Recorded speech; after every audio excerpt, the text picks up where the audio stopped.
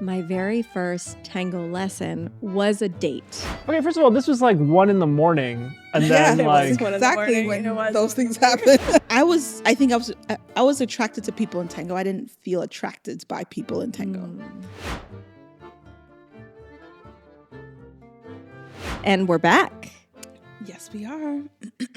Talking about a very interesting topic today. We've touched on this a little bit in the past, but we haven't actually dived deep into what it means to date in tango. It's gonna be juicy. But before we get to it, just in case you're new here, this is Staying Grounded, where we talk about all things tango. I'm Melody. Amanda. And I'm John behind the camera. All right. So let's dive in. It's gonna be I don't know. You've got a lot to say on this. I'm the observer. I'll interview you. I'm going to try not to say too much, but we're going to talk about dating in tango. But let's set the stage. Maybe let's give our history here. So we've all been dancing for over 10 years. Mm-hmm. I celebrate my tango anniversary on Sunday. The fact that you know this is crazy. Oh, it's on my calendar. How do you not know this? You don't know when your first tango... Okay, we gotta talk about this. All right, later. we'll talk. We got to. Anniversary's coming up. Mm-hmm. It's coming up, and it's tied here because my very first tango lesson was a date. I see. Where a guy who I think we had been on a couple of dates, and he asked me to go with him to this workshop that was half tango and half salsa, and clearly tango stuck. We did not go on another date, as nice as he was. Why not? Tango bit me. And then you were like, deuces, I don't know you anymore? Well, okay, but whatever. But first of all... Well, okay, but I want to finish that story. No. I will say that we did get a glass of wine years later after John and I were dating at this time. And it was actually to just be like, hey, I'd love to get together and just say thank you because this changed my life. And so we shared a glass of wine before a milonga. But here's the other history is that, yes, I have dated people that I met in tango that were already tango dancers. And for a while, I dated people that were not tango dancers while I was dancing tango and like in that like first love affair with it. And the funny story is that I would set up my dates to take place right near the milongas so that I could go on a date, and then I would ditch my date and I would go to a milonga. You got the tango bug like from day one. Oh, I was that was it. Like I was searching high and low. And okay, but hold on. But before we get too far away from it, just for in case anybody's listening who doesn't dance tango is like curious about it, taking a tango class is not a great first date idea or any date idea, because Melody, in your case, right, you keep, like, I know you've told this story before, you guys were in that class and there was like 70 couples, and then it was like, you want to finish that story? Yeah, so a few minutes into the class they said change partners. So like 35 couples. I think there were about 70 people in this workshop. Okay. And so they said change partners. So it wasn't until the very end of that tango segment that I actually got back to my partner. And we tell people, like, you are going to learn so much faster if you will change partners and rotate, and you are. But we also recognize sometimes we have couples, established couples, that like will come and want to stay together because really they just like wanted to say they tried tango, and that's totally fine. But if you want to dance tango and become a tango dancer, even if you're in a couple, like you need to change partners. That's important. So my journey in dating with tango was very limited. I had maybe less than half of a hand count of situationships over the past decade and a half or so. So it'll be very interesting to hear your perspective. But now that I am married, I do have some words to say about being married and being married to a non-tango dancer. Married to a non-tango dancer. Yes. And where John and I are married, we met in tango. John, you want to share your history of dating in tango? Yeah, just like you, Amanda, a very small handful of situationships. Yes, exactly. In tango. Relationships. No, it's His fair. were relationships. Okay. Relationships. But I will say that one of the interesting phenomenon in tango, especially for me at least, can't speak with anyone else, is that you end up as a leader being friends with a lot of women. Yeah. That it's not really the case. Like it was very clear to me. It was like before Tango, all of my friends were men, just dudes, just talking about dude stuff. And then very quickly after Tango started, it was just all women. And I don't really know what happened there. But what happened is a lot of people assumed I dated a lot of these friends of mine. I've had conversations after the fact where people will be like, "Oh, so and so and so and so, you've dated them, right?" It's like, what? Yeah. And Yeah. so there, Tango's funny that there's a way. lot of that. And I wonder if that's part of some of the elements that that creates the environment for you to want to even create connections to date. Because a lot of times we joke about it, but followers know the leaders, leaders know the followers. Followers don't know each other, and leaders don't really know each other. Yes. Unless you like yes. have formed friends Yeah. over time, but usually in the beginning you don't really know the other similar role type Yes. or other gender in your group, because usually you guys are competing for the same Yes. resource. Yes. So like, what are some of these elements that are maybe more inherent about Tango that just creates this dating vibe atmosphere? So, I mean, you're usually often dancing with the opposite sex and interacting with them. I do think Tango, depending on the way it's marketed, may attract single people that are kind of in the dating pool generally, and there is opportunity to chat between songs. You're kind of learning communication, right? So I think that's a really big piece of it. I know when I started actually taking classes, I was meeting people, and I was a little naive. Some guys asked if I wanted to practice, and I don't know that they genuinely wanted to practice. And I was like, oh, they want to practice. This was nothing romantic at all. And in one case, we ended up dating for a little while, nothing serious. And in another case, somebody made a move and I was like, oh, no, thank you. Like, that was not, I actually thought that like we were just going to practice. I think there's some mixed wires. This in is these interesting. I've situations. never been prepositioned before to practice. Really? I've never had that question posed to me. I have thoughts on that, but that's for another time. Okay. Okay. Well, okay. I want to say though, I was asked. So I was a quick learner. As a friend of ours from Maine, when we met, she was like, "Oh, I've heard of you. You're in the Quick Learners Club." Okay. So like, I think Yeah. when you're like this spreads like when you're in the festival circuit, which we're going to talk about later, and like being in the Quick Learners Club and being intense is not even Quick Learners Club. It's like I was intensely focused. My kids, I would put them to bed. I had an au pair. I would go out and dance. They're sleeping, I was like, okay, go out and dance, take a class and dance, right? Every night. Bedtime, 7:00, I'd be at class, and then I would dance every night. And for like 2 weeks straight, I would dance every single night, right? So I learned quickly, but I was also there. I was like in it. I was meeting people, and I was very open and very friendly. And so some people asked me to practice, but clearly once we were in that situation, it wasn't about practice. And the same people, I will say, have patterns of inviting new female dancers to practice, whatever their intentions, whether it is about practice or not. And maybe as experienced follows who've been around for a while, we could mention like, maybe have conversations about this because it might not be genuine. But on the other hand, there were situations where I was invited to be part of small private practicas of people that were also trying to learn quickly. And that was just friendship. That was like, and even as we got to know each other, it was always only friendship and only learning. So not to say every time you're invited, it's just about, sexual attraction.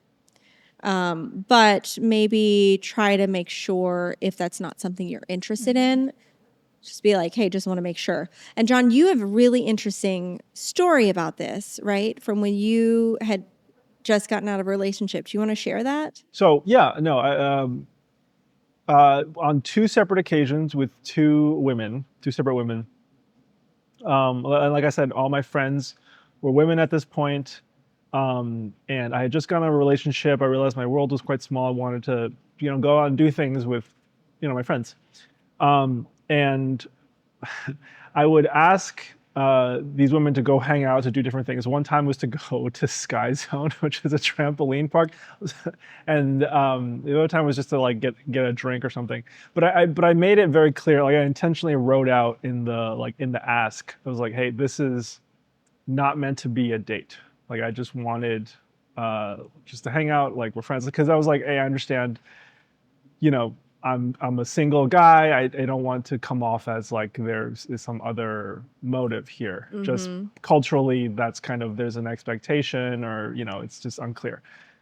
So I found that being clear, and both times they were like, well, one of the ladies was like, oh, I'm so glad that you said that. Like, and then she told me this story about like she was from France, in town for a couple months, and she told me some stories about essentially her interactions with other men who've essentially done the same thing where like they'll ask her to do something and then it actually turns out their motives was more like, oh, they wanted something like romantic, right? Yeah. So she enjoyed like the fact that I was straightforward about that. Well, so I guess Tango, and this is one of the really interesting things, is like we are developing relationships with people that there is a potential to be physically attracted to, whether you're straight or bi or gay, it doesn't matter, right? Because we're in a close embrace, we're in this like intimate setting, dancing, right? That could be considered romantic, even dancing sometimes to like clearly romantic music. Like Fresedo is like, there's some romance there. Donato. Oh, come That on. was not romantic. What is going on right now? Let's What? have this Okay. conversation for another day. Miss Serenata. Fresedo's sweets. I wouldn't call it romantic. Oh, I would call it romantic. Donato is like, or like I'm thinking of like a Troilo, Buscandete. Di Sarli, Pugliese. Just saying. That's not romantic. What? No, that's dramatic. That's like that's intense. Okay, okay. That's a different conversation. I feel like I need to get some popcorn. This is great. Okay. So I'm curious. I say sweet is romantic. What you think is sweet, I think is very romantic. Okay. What you say is romantic, I see as more intense. Okay. So I think we have different understandings. It was fine, whatever. It doesn't matter. We're both saying to romantic music, right? It can be very romantic. Clearly, like not the milongas, but like the tangos, maybe even some vals can be quite romantic. And we are in a close embrace. We're hearing, it's fine. we're feeling the other person breathe, and we're feeling the other person think, and our embrace is changing, right? You're holding each other's hand. You're holding each other's hand. Like there's all of these things happening, and then we're also like chatting, and we're spending dimmer time lights, dim light, tighter crowds. yes. People are dressed Usually, up. Tables are just for a few people to sit at a time. So yeah. Closer to So them. like, but in American culture, typically, I think we do not foster relationships with people that we may develop physical attraction to. Like it's like I wouldn't call up my male neighbors and be like, hey, you want to go have a drink, right? But like there are male friends in Tango that like we have lunch together. It's totally fine, and it's completely non-sexual, right? Because we've already developed this relationship that's already in this strange setting that is still somehow non-sexual too. So if there's already all the signals and atmosphere and ambiance that's sort of cueing this more romantic atmosphere, I feel like breaking out into song from The Lion King with Timon and Pumbaa. Timon and Pumbaa. Sorry. Simone. Wow. Let's call it the pregnancy fog. Simone and Pumbaa. Can you feel love tonight? Sorry. How did you early on navigate some of that differences from when the person you were dancing with was just engaging in the same feeling but not interested versus the people who were interested? How could you start to navigate to know like, oh, this person's interested, and then that could lead to something down the line for getting to know each other off the dance floor? I never assumed anyone I was dancing with was interested just because of a dance. No matter how intense or you know, like I've already shared the story of how I told John he was wonderful. Like that was entirely not a romantic thing. It was just like that dance was so wonderful. Hearing the way he heard the music or feeling the way, because he's a musician, like he played violin, like feeling that was just so wonderful. And that's why I was expressive that way. Um, it was the people that like just asked me on a date. Like, I see. you know, Off the dance floor. and they did ask me on a date, and if I wasn't sure if it was a date, then because I don't like ambiguity, I'd be like, is this a date? Like, I'm not like, because if I'm not interested, I'd rather be like, are you asking me on a date? Oh, that I'm not interested in that way. Like, I would rather be straight up. No. Like, even I was dating someone early in my tango career who was not a tango dancer, and we dated for a while. He was a lovely guy. We're still connected on social media, and every date, every single date, I was like, oh well, I'll be at Eastern Market and we could have dinner here, or I'll be at in Bethesda, we could have dinner here, like. And he knew that these were the places around tango, and at some point he was like, well, you know, I'm interested in tango, but I don't think right now in my life is the time to learn it. And after I heard that, like a week later, I was like, hey, where I am in my life, I really need to be dancing. And I don't know that I have the time and the energy for this. And it was maybe 6 months later that I met John. But even then, if John had said like, oh, well, I don't know if tango is really the thing for me anymore, like early in our relationship, I might have been like, I got to make some hard decisions here. I have a follow-up on that because it's a really good point, but I did want to just quickly address something you mentioned before, where to not make any assumptions about feelings on the dance floor, because I think you're right. You can have sometimes people express certain things on the dance floor that feels like they're giving you signals, but that's just them in the moment. And once the tanda is over, they're dance. done. Yeah. And I can see how some people might feel emotionally drawn to someone because it feels like they're expressing more, and then they feel maybe rejected afterwards when they're like, but I thought we had something special. So I just want to put a little caveat out there that like we should also be mindful of, like you said, continue the conversation off the dance floor and see if it's really something, but just don't make any assumptions, because sometimes it's just in the moments, the connection. It doesn't have to mean more than what's in the moment. Mm-hmm. So I want to add to that too, is that it's a very unique position where not everybody in tango, but you're more likely to also meet people that feel strongly about certain aspects of tango, the music or the way that we're dancing. And so it also invites really interesting conversation. Like obviously we're sitting here talking in our off hours for fun about tango, right? This happens. And I think because we're not developing these friendships anyway, that also can even get misconstrued. It's like, no, I just feel passionately, you feel passionately, so we want to talk about it. And it's not about some kind of attraction, right? Totally. I think that can be confusing to people as well. It's a form of attraction, just not like romantic. Right. Yes. Yeah. So I was going to say, so two things. One, being in tango, you are given access to a group of people that you would never have, you would never interact with otherwise, right? Like people come and dance from sort of all walks of life. People travel for tango. You can travel for tango. You can meet people, it's nuts. Like I went to dance in Australia like a while back, and the next day I was invited to someone's barbecue. Like, being part of that community, you just get to meet so many more people.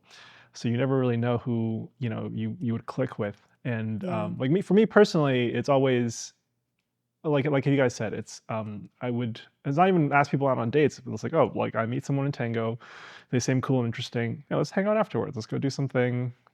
Have be people. We don't have to be tango people all the time. Just be people. Yeah, I will say when John and I met, well, one, I've already told the story about how he ignored me. Whatever. Then he happened to be in DC the next week, and he came out to dance every night. We were like messaging. Happened to be in DC. Well, no, he did. He had a trip planned. He actually came with a friend, the same friend he was talking about. And when he came with this friend, I had a little tiny twinkle in my eye for John, which he was oblivious to. And he came in with his friend. And to the friend, I was like, oh, so you and John? And she was like, oh, no, I have a boyfriend. And I was like, okay, this guy is single. And I tried to invite him to come hang out with another friend and to play games. And he was like, no, gotta go. Okay, first of all, this was like 1 a.m, and then it like was exactly when It was those 1 in things the morning. happen. and then like, but no, I was my friend's ride. I'm just gonna like, hey, I gotta go. Like, I can't, you know what I mean? Like she doesn't. Negotiate. You call an Uber or something. Come on. Okay, but if you had told your friend, she might have assisted. Yeah, but I will say, like, we started messaging. Like, we were messaging, and then it was like really obvious that like the conversation was really good. And at some point, again, I don't like ambiguity. I was like, I'm pretty sure you're into me. Is that what's happening here? And I still remember that the ... as he's like composing the message. You know what I'm talking about? And he was like, yeah. So that, like, again, I'm just like, the directness is like, there was something more. It was obvious there was something more, and it started to lean towards something else. So if you're interested in dating, what I'm hearing is there's several factors that kind of needs to come together. Sure, maybe there's a physical connection on the dance floor. There's the emotional connection off the dance floor, talking. And then that kind of needs to carry on in a more very intentional way to then open the door to dating someone rather than just making the assumption that they like you because they did a little va-va-voom movements.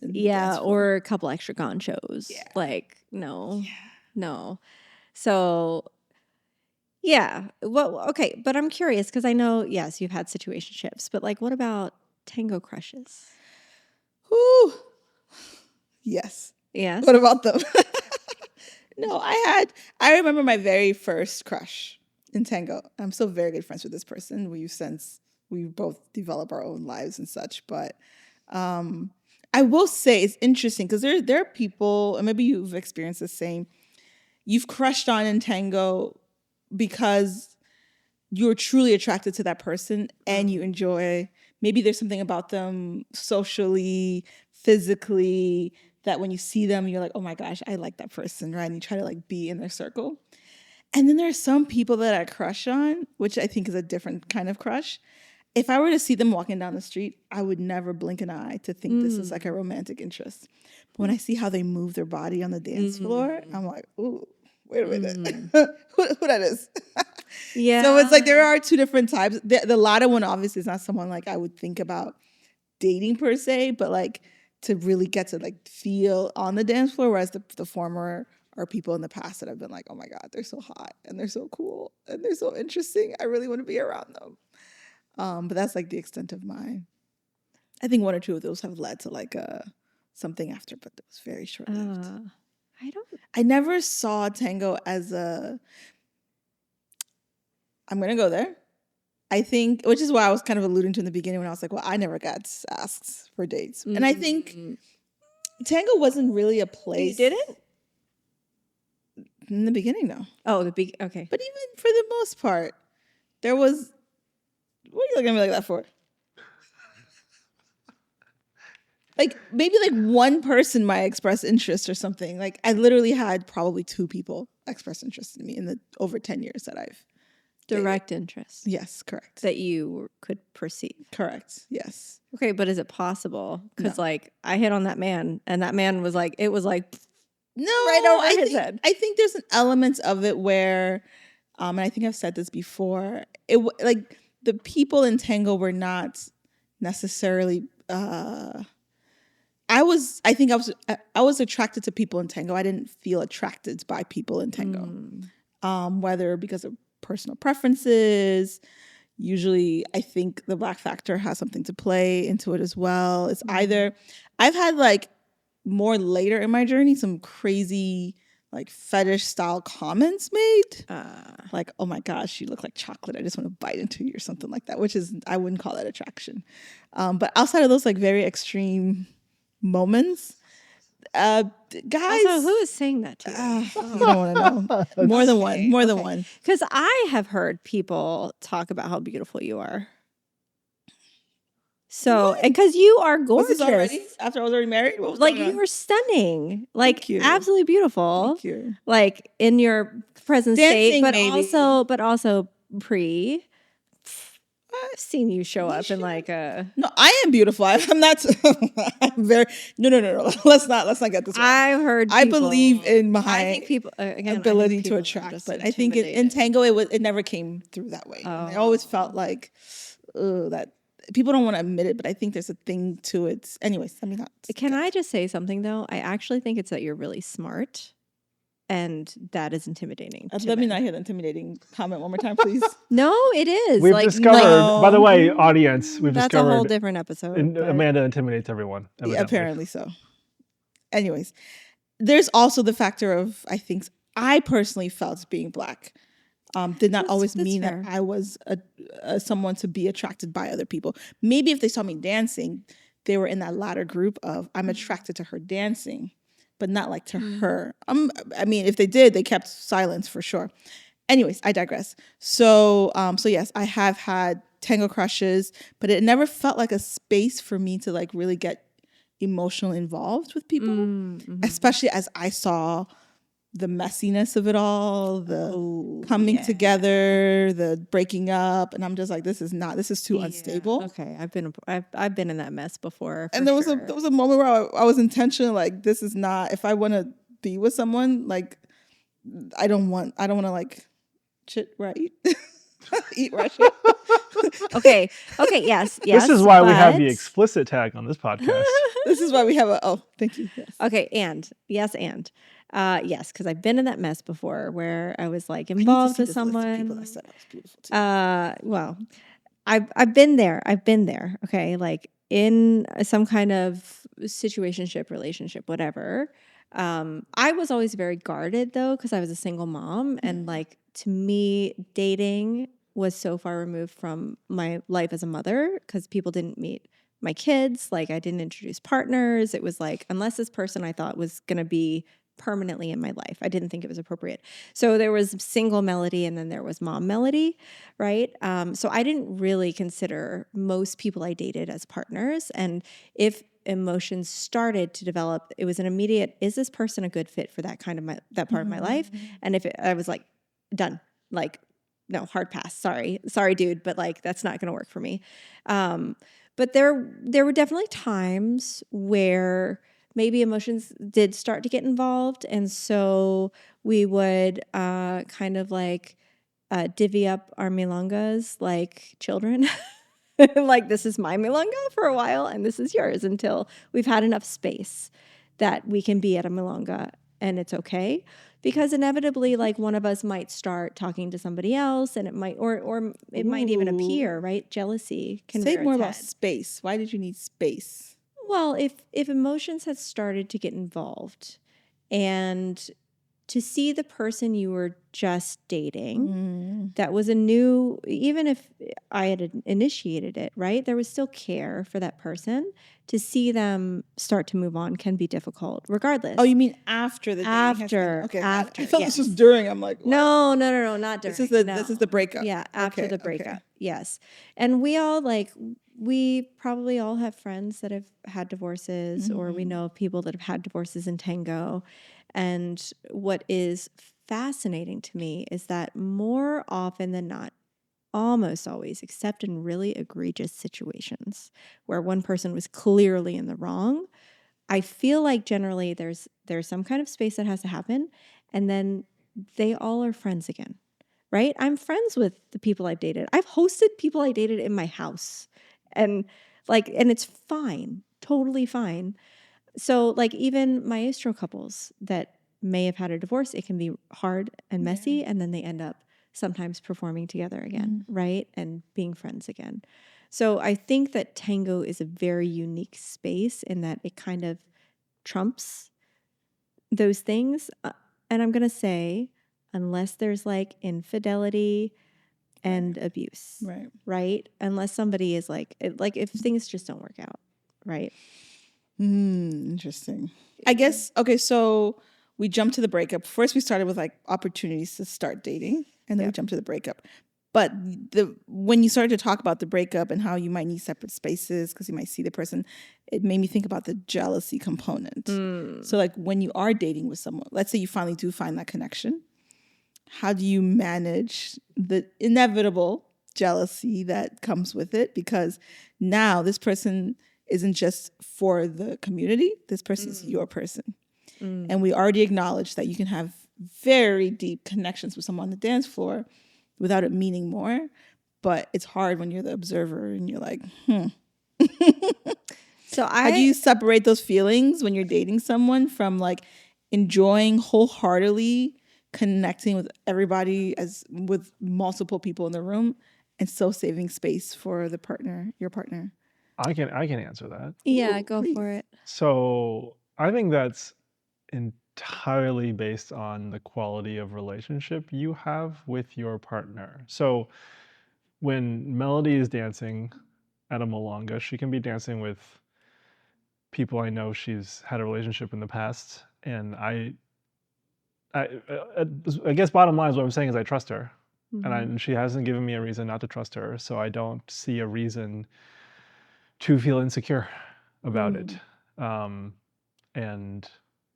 So, but even if you feel secure about it, has there ever been a moment where you'd watch her really be this like sexy woman on the dance floor with someone else and you're just like, huh?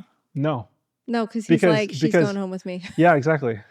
That's he's told me this before. Yeah. No. I know. He's told me. Or on the other hand, has that ever been fun for you to watch her be this vixen on the dance floor? So like a little dance. He doesn't turn watch on. me dance like that. He doesn't watch me. So I see. So you're asking if I like fetishize her while she's dancing? Is that kind of? Oh, come on. It's not so extreme. I'm just saying if there's maybe like a moment where you see her and she's in her elements with the person and you feel secure enough that you can actually enjoy being a bystander in that moment. So that's an interesting question. I don't think I have, but I also think I don't think of what's that? Oh, jeez. Have you? Anyway, no, but I don't think of tango or milonga that way. So like when I first started dancing, like I said, it was all guy friends. It was like guy engineering friends. It was like a bunch of nerdy Asian dudes in a computer lab, right? Like for 12 hours a day, complaining about how none of the white girls want to date them. And see what he said, the white girls. I'm telling you, not the girls. yeah, I know. Continue. That was a conversation. Although there were fewer of us in engineering back in the day, and still now, but yes. Yeah. But and then so when I started tango and all my friends became women, there wasn't so much like I had my crushes here and there, but for the most part, it was like, oh, this is very different than the environment I was in before this, and I was very much just enjoying this change. I mean, I was still going to do my engineering things, but I knew like, oh, it's 8 p.m. It's time to switch gears and do this other thing that's totally different.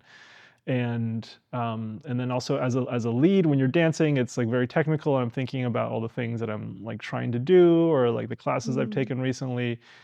So it wasn't a space. And also like I knew like, you're trying to dance with multiple people. You're not like focused on one person and dancing like 6 tandas in a row or whatever. So, there was a process of, hey, this isn't the space for that. Right. Yeah. If I danced with someone for like 4 tandas, you might be like, I would be like, hey, what's up with that guy? yeah. Okay. Okay. I will say, I know that there is like one person probably that he kind of is like, I'm going to watch that person because there's history. Not that we dated. We actually didn't even date, but he knows that there was like some pursuit that would keep him like eyes on that person, not me. In our entire, 10 years now, we've been together. And in 10 years, there are 2 times ever that I was like, Only and 2? one of them was actually before we started dating, but because 3. I was 2. 3. At least. No, 2. I can tell you 2. Okay. And I'll remind you of your third one. Okay. All right.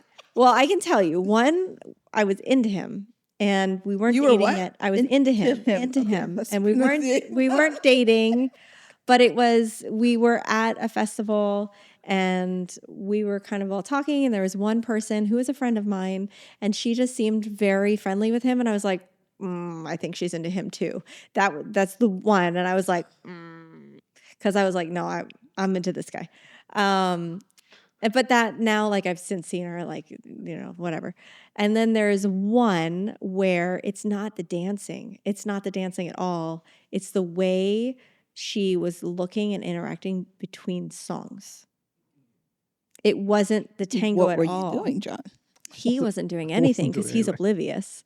But I was watching. Okay, so Can you demonstrate physically what that looks like? Oh, it's like little, like flirty, like, and it just felt like, this man is married. We don't need to flirt with married men, right?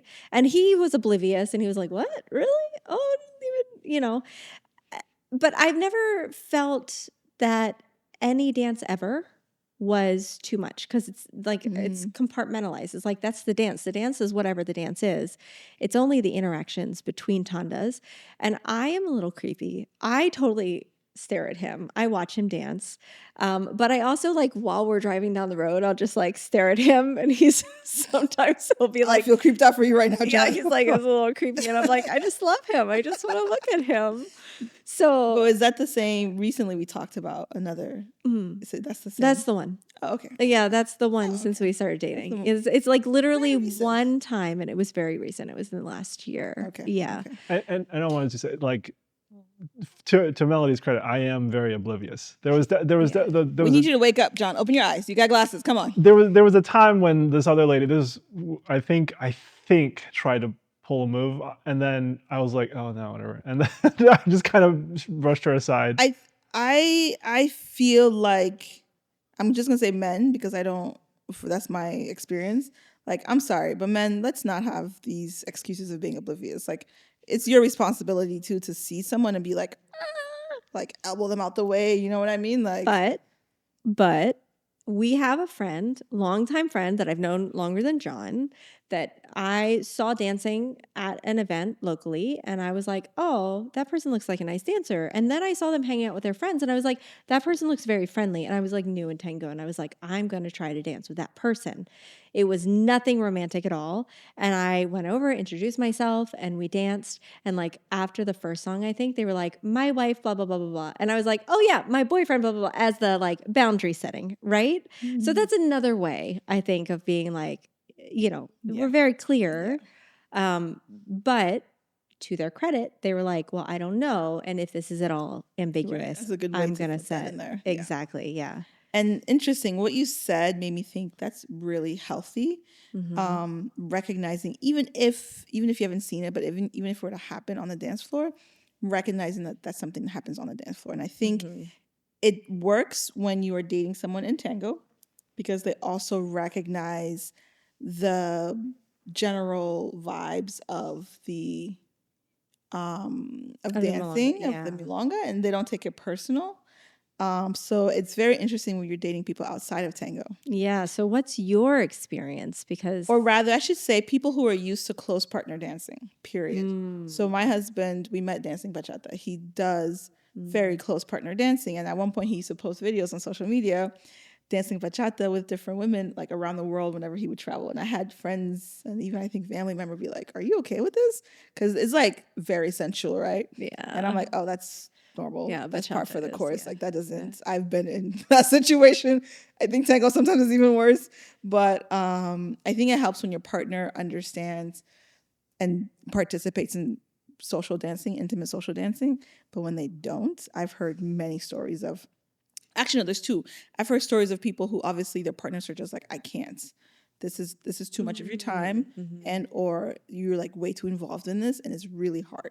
And as the dancer in that relationship, you have to then figure out, how do you set the boundaries for yourself and for your relationship? Because sometimes you have to prioritize relationship.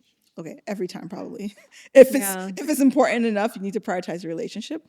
But I will say there are people who are also in tango couples, where one partner will still get incredibly jealous of the other. And I'm talking, usually I've heard this happening with the leader. and have been very shocked. Like That where the leader was there's a jealous. limitation on Or the follower was jealous. the Which one? leader The of the leader was. couple, and the Oh. follower has a certain limitation on how many dances they can dance, who they can dance with, Oh, yes. like that kind of stuff as well. Yeah. Like, But I know of situations where the follower is very jealous and limits. And it is very much, well, I guess it's fair because I do this. If like a tanda I want to dance comes on and my husband is not available, I might be mad about that. I might, like, he knows if like, let's say Coqueta comes on or Poema comes let on. me tell me, I'm guessing you think those are romantic songs. No, actually, no.